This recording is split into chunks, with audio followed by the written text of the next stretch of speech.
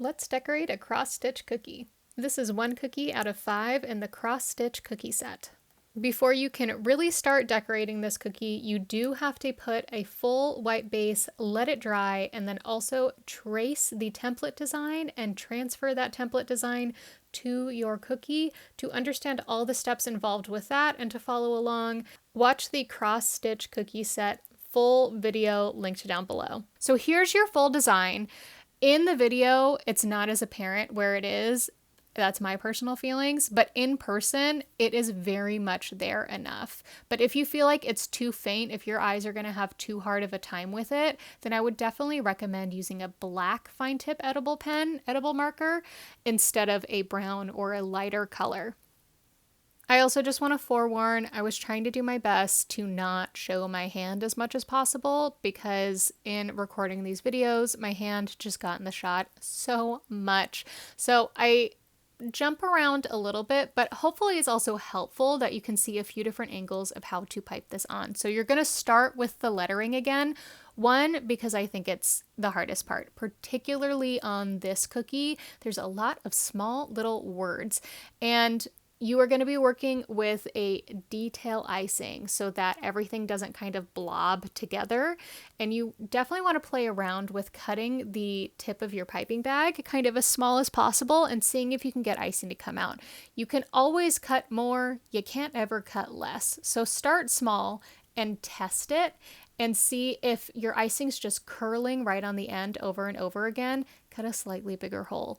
Or turn your piping bag about 90 degrees and see if there's a little bits of ends of your piping bag that maybe didn't cut straight across, and then try it again. But again, start small, start slow, and test it out on a little paper towel before you start piping onto your cookie. And then when it comes to actually hand writing this onto your cookie, go slow. Now I am trying to follow a little bit of the cross-stitch design. It's much harder on this cookie than some of the other ones in this full cookie set. So just keep that in mind. Go slow. And if you need to, one thing that I cut out of this video that you will probably experience, if you don't, like, drop me a comment and let me know how impressive you are. But one thing I cut out of this video is how many times I stopped and cleaned the tip of my piping bag because things were not flowing correctly. I did it quite a bit. And then the last kind of tip I'll give you with this lettering is if you feel like it looks really bad, I guarantee you no one else is going to see it. No one else is going to see what you see, because quite a few of these cookies, I was like, oh, these look like garbage, because I don't write that often with, I don't write that often at all for cookies, but particularly with ultimate detail like this, if I do writing on cookies, oftentimes I'm filling it in. It's something bigger, it's initial, something like that, so you can kind of hide your mistakes a little bit more. This is not a hide your mistakes cookie set, unfortunately. And this cookie in particular is not a hide your mistakes cookie. Thankfully, we make up for it in the border here. So go slow, take your time, clear your piping bag. Some cookiers are often cleaning their piping tip on like one of their fingers, so they're not having to constantly go to a paper towel. They can kind of do it right there. You also might need to give your arm a little bit of support. So if you're right-handed, your left arm might be supporting your right arm so that it has a little bit more leverage angle to do what it needs to do.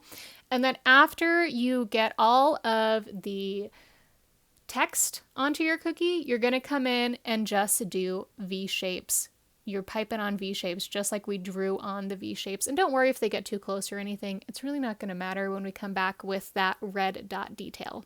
So what you're doing to make these hearts is pretty much just a V shape over and over and over again. And the slower I go with this V shape, I kind of feel like the more it looks like a heart.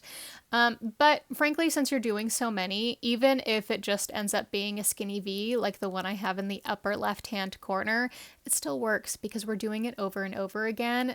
Those little minutia mistakes are totally going to get lost in the overall cookie.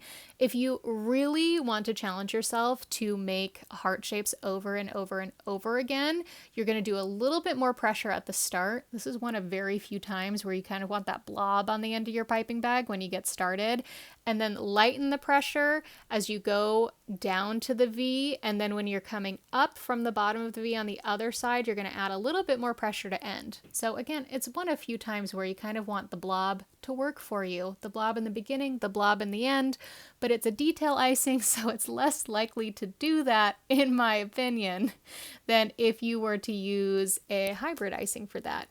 But again, just go slow as you're going through this. The slower you go, the more control you have over your icing and the better you can make your detail work. But if you have decorated a bajillion cookies and you're doing this whole set, even if you're just doing the singular cookie, it really can take a lot out of you. And so you might just be like, nah, I'm kind of over it. But you can kind of see these last hearts that I'm doing where I kind of sit with them and do them a little bit slower. They look better and better compared to the first ones I did, where I was like, okay, I finished doing the text. Let's just get this done with and quickly go through it. And I think, wow, these hearts look terrible. The bottom right corner, the hearts are doing a little bit better. They're doing better because I'm taking my time. And then the last step we have with this is coming in with the red and just doing a little drop of red, a little dot of red in between every single one of these hearts. And if you have hearts that are maybe like a little bit too close together, it's okay if the red is kind of sitting on top of them. We're not looking for perfection here. We are looking for, this is a hobby I enjoy and I'm trying this out. And the thing is, it's a cookie at the end of the day. And the people who I shared these cookies with all thought they were beautiful and lovely and they were a great job. So anyone you share your cookies with are probably going to think the same. And if they don't, just take the cookie out of their hand, eat it, and they won't have any evidence to the prior. And that's on them. They should have just enjoyed the cookie instead. So after you finish the red dots, then your power cookie is complete.